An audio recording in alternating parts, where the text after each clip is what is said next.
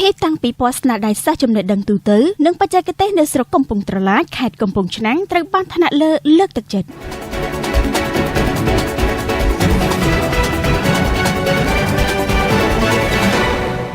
ជាការល្អប្រសើរណាស់ដែលសិស្សានុសិស្សរៀនផងអនុវត្តផងនោះព្រោះវាជាការបំផ្លាញទ្រឹស្ដីទៅជាការអនុវត្តជាក់ស្ដែងបង្កើតសមត្ថភាពចំណេះដឹងពិតប្រាកដដល់យុវជនក្នុងសម័យ Digital នេះជាប្រសាសន៍របស់ឯកឧត្តមបណ្ឌិតហុងកំជាងអនុរដ្ឋលេខាធិការក្រសួងអប់រំយុវជននិងកីឡាកាលពីថ្ងៃទី26ខែមិថុនាឆ្នាំ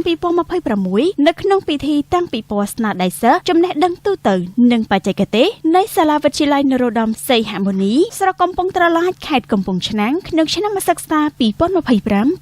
ឯកឧត្តមបណ្ឌិតហុងកំជាងបានបន្តទៀតថាការរៀបចំពិធីតាំងពិព័រណ៍ស្នាដៃសិស្សចំណេះដឹងទូទៅនិងបច្ចេកទេសនេះគឺជាព្រឹត្តិការណ៍ដ៏មានតម្លៃមួយក្នុងការលើកកម្ពស់ធនធានមនុស្សលើវិស័យបច្ចេកទេសវិទ្យាសាស្ត្រនិងជាការបំពេញសមត្ថភាពចំណេះដឹងជាក់ស្ដែងដល់សិស្សានុសិស្សថែមទាំងជួយឲ្យសិស្សានុសិស្សមានគំនិតច្នៃប្រឌិតបំពេញនៅតម្រូវការទីផ្សារ Digital ក្នុងពេលបច្ចុប្បន្ននិងទៅអនាគតវិស័យអប់រំគឺមានអាទិភាពដំណាក់កាលទី1នៃយុទ្ធសាស្ត្របញ្ចកោណនៃគោលនយោបាយរាជរដ្ឋាភិបាលផ្ដោតលើការកសាងធនធានមនុស្សតាមបែបវិទ្យាសាស្ត្រនិងបច្ចេកទេសដើម្បីឆ្លើយតបទៅនឹងតម្រូវការសង្គមនិងសេដ្ឋកិច្ចជាតិជាមួយគ្នានេះលោកហេងសុចិត្តនាយកសាលាវិទ្យាល័យចំណេះទូទៅនិងបច្ចេកទេសព្រះបាទសម្ដេចព្រះបរមនាថនរោត្តមសីហមុនីបានសម្ដែងការកោតសរសើរចំពោះការខិតខំប្រឹងប្រែងរបស់សិស្សនិងលោកគ្រូអ្នកគ្រូក្នុងការប្រែក្លាយទ្រឹស្ដីទៅជាស្នាដៃជាក់ស្ដែងជាការបញ្ជាក់ពីសារៈសំខាន់នៃជំនាញបច្ចេកទេសនិងវិជ្ជាជីវៈដែលស្របទៅនឹងតម្រូវការជាក់ស្ដែងក្នុងសង្គម